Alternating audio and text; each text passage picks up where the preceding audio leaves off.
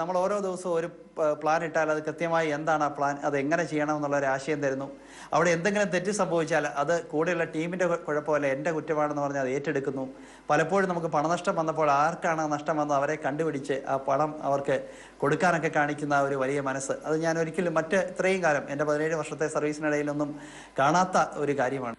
തിരുവനന്തപുരത്ത് നിന്ന് എത്തി കോട്ടയത്തിൻ്റെ സ്വന്തം മകളായി മാറിയ മാമിനോട് എനിക്കൊരു ചോദ്യം ചോദിക്കാനുള്ളത്, ഇത്രയും കാലം ഇതുപോലെ പൊതുപ്രവർത്തന രംഗത്തുള്ള ഒരു ഭവനത്തിലേക്കാണ് ചെന്ന് കയറുന്നത്. ഇതുപോലെ ഇത്രയും നാളും ചെയ്തതുപോലെ തന്നെ ഒരു പ്രവർത്തനത്തിൽ സജീവമാകാനാണോ മാമിൻ്റെ ആഗ്രഹം? ആ ചോദ്യങ്ങളിലൊക്കെ എന്തൊക്കെ ഒരുപാട് അണ്ടർ ടോൺസ് കൊണ്ടുണ്ട്. ഒരുപക്ഷെ പിന്നെ വേണമെങ്കിൽ ഈ സിവിൽ സർവീസിൽ നിന്ന് കുറച്ചും കൂടി വിശാലമായിട്ടുള്ള രാഷ്ട്രീയ ഭൂമിയിലേക്ക് വേണമെങ്കിൽ ദിവ്യക്ക് പോയിക്കൂടെ എന്നൊക്കെയുള്ള അല്ലേ, അങ്ങനെയൊക്കെയുള്ള ചില ഓവർ ടോൺസ് ഉണ്ട്. ജേക്കബ് ഇപ്പൊ ബ്രിട്ടാസേട്ടൻ പറഞ്ഞ ഉദ്ദേശങ്ങളൊക്കെ ജേക്കബിന് ഉണ്ടായിരുന്നു എന്ന് എനിക്ക് തോന്നുന്നില്ല. വളരെ ലളിതമായ ഒരു മനുഷ്യനാണ്. പക്ഷെ എങ്കിൽ പോലും ആ ചോദ്യത്തിന് പ്രസക്തിയുണ്ട്.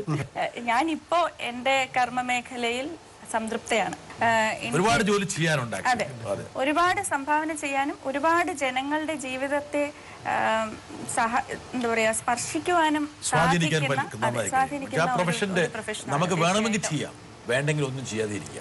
അതാണ് ഈ പ്രൊഫഷന്റെ ഏറ്റവും വലിയ പ്രത്യേകത. വരട്ടെ, ഒരു കീഴ് ജീവനക്കാരൻ എന്ന നിലയിൽ, സബോർഡിനേറ്റ് എന്ന നിലയിൽ കാണാതെ സഹപ്രവർത്തകൻ എന്ന നിലയിലോ സഹോദരനെ പോലെയോ അങ്ങനെ ഒരു കാറ്റഗറിക്കലായ വേർതിരിവില്ലാതെ എല്ലാവരെയും കാണാൻ കഴിയുന്ന ഒരു മനസ്സ് ദിവ്യ മാഡത്തിനെ സംബന്ധിച്ചുണ്ട്.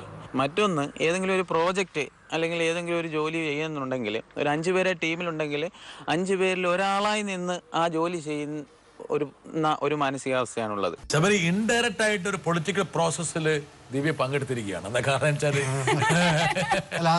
ശ്രദ്ധിച്ചിട്ടുണ്ടായിരുന്നു, സ്ഥാനാർത്ഥിയല്ലേ,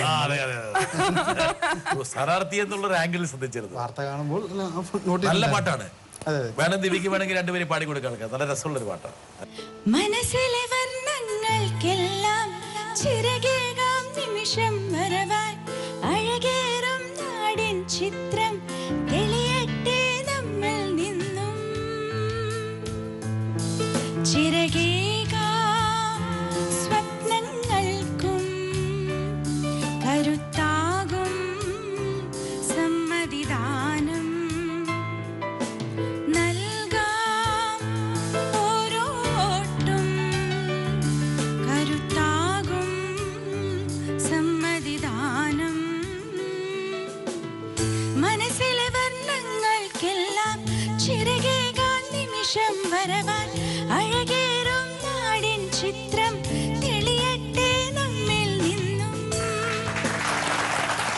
ദിവ്യ, ഈ അടുത്ത തെരഞ്ഞെടുപ്പില് ദിവ്യ പാടുന്ന ഈ പാട്ട് പിന്നെ ശബരി മണ്ഡലത്തിൽ പ്ലേ ചെയ്തിട്ട് ഇത് എനിക്ക് വോട്ട് ചെയ്യാൻ വേണ്ടിയുള്ള പാട്ടായിരുന്നു എന്ന് പറയില്ല എന്ന് ഞാൻ വിശ്വസിക്കട്ടെ. തീർച്ചയായിട്ടും ഇലക്ഷൻ കമ്മീഷൻ നിയോഗിച്ച ഒരു ഉദ്യോഗസ്ഥയായിട്ട് ആ ചോദ്യം കേട്ടതേ